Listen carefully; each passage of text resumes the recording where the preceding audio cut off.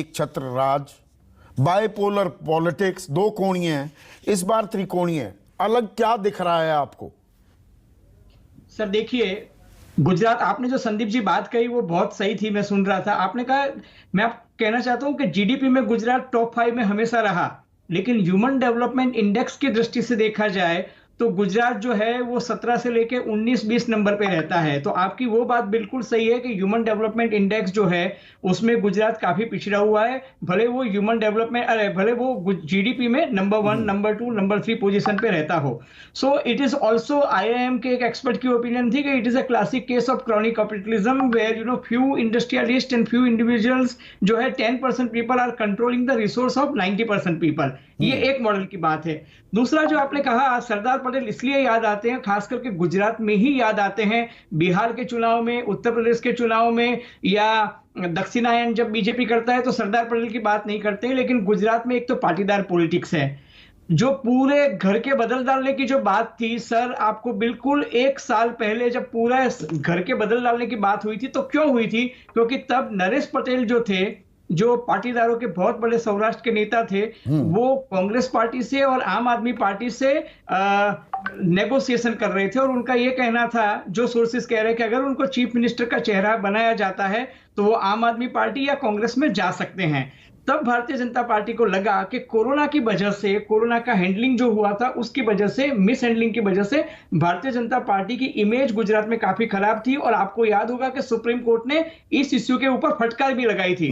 गुजरात सरकार ने affidavit file करके कहा था कि 10,000 समथिंग 10,318 केस है, जबकि कॉम्पनसेशन दिया 1,04,000 से ऊपर लोगों को। और तब सुप्रीम कोर्ट ने गुजरात सरकार को फटकार लगाते हुए कहा था कि आपने ये फजिंग विद द फिगर्स किया है। उसके बाद हाई कमांड को लगा कि गुजरात में से एंटी इनकम्बेंसी अगर हटाना है तो सब चेहरों को बदल डालो, इसलिए उन्होंने सब चेहरे बदल डाले।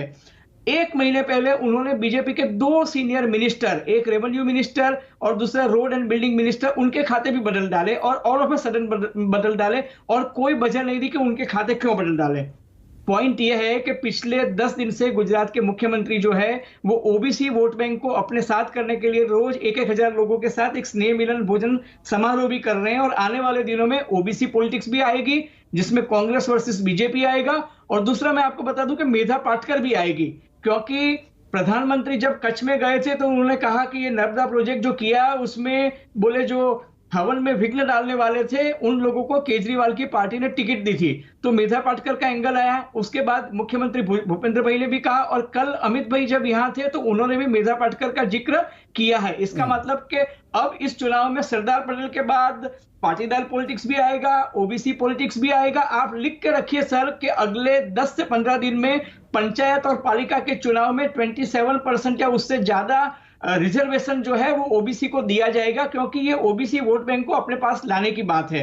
और दूसरा, मेधा पाटकर का एंगल भी आएगा। और गुजरात में चुनाव आने से पहले सरदार पटेल की जो प्रतिमा है 31 अक्टूबर को वहां बहुत बड़ा भारतीय जनता पार्टी का कार्यक्रम भी होने वाला है। और हो सकता है प्रधानमंत्री नरेंद्र मोदी और अमित भाई भी वहां आएंगे, क्योंकि सरदार पटेल को अभी एनकेस करना है, क्योंकि पाटीदार वोट बैंक जो है वो अपने साथ लाने की बात। अजय भाई, अब मौजूदा जो परिप्रेक्ष्य है और पिछले 27 सालों से इसकी तुलना करें और 2017 के नतीजों पर भी अगर हम थोड़ा गौर करें, पहली दफा ऐसा हुआ कि दहाई के आंकड़े में सिमटी बीजेपी, 99 सीटें आई, 77 आई कांग्रेस की। और ग्रामीण इलाकों में दरअसल बीजेपी हारी, और 4 बड़े शहरों में अगर वो जबरदस्त जीत ना दर्ज करते तो ये अटका हुआ चुनाव हो जाता।